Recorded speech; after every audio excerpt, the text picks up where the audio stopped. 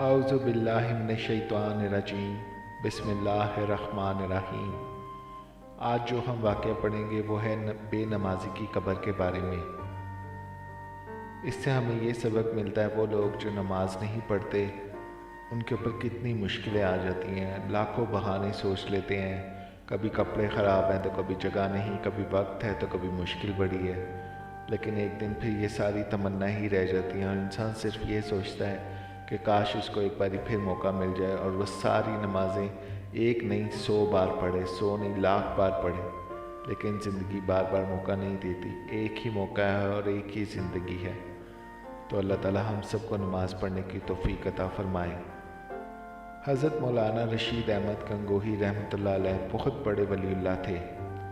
ان کے شہر قصبہ گنگوا میں مولانا محمد قاسم نانوتئی دارالعلوم دیوبند سے گرمی کے موسم میں دوپہر کے وقت گھر سے چل کر آئے۔ مولانا قاسم نانوتئی رحمۃ اللہ علیہ فرماتے ہیں کہ جب میں دوپہر کے وقت گنگوا پہنچا تو پیاس بہت لگی ہوئی تھی۔ گنگوا میں حضرت کی خانگاہ کے قریب ایک میٹھے پانی کا کنواں تھا۔ میں کنویں پر پہنچا تو دیکھا کہ لوٹے میں پانی موجود ہے۔ میں بڑا خوش ہوا۔ جب میں نے بیٹھ کر وہ پانی پیا تو اتنا کڑوا نکلا کہ میں تھوک تھوک کر تھک گیا۔ مولانا قاسم رحمۃ اللہ علیہ فرماتے ہیں کہ وہ لوٹا یوں ہی رکھا ہوا تھا۔ میں نے حضرت کے سامنے پیش کیا، حضرت نے بھی تھوڑا سا چکھا تو وہ بھی تھوک تھوک کر تھک گئے۔ حضرت مولانا رشید احمد کشکوئی فرمانے لگے کہ حضرت کنویں کا پانی تو میٹھا ہی ہے، لیکن یہ لوٹا اس آدمی کی قبر سے لی گئی مٹی سے بنایا گیا ہے کہ جس کی قبر میں بے نمازی دفن ہے۔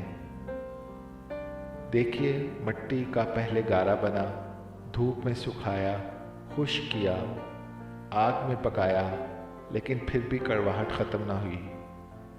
اس میں پانی ڈالا گیا تو وہ شدید کڑوا ہو گیا۔ تو سوچئے کہ اس قبر میں مردے کا کیا حال ہوگا۔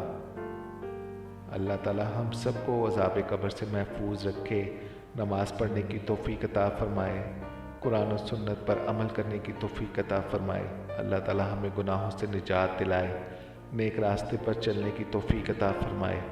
اللہ تعالی ہم سب کی مشکلیں آسان فرمائے۔ آمین یا رب العالمین۔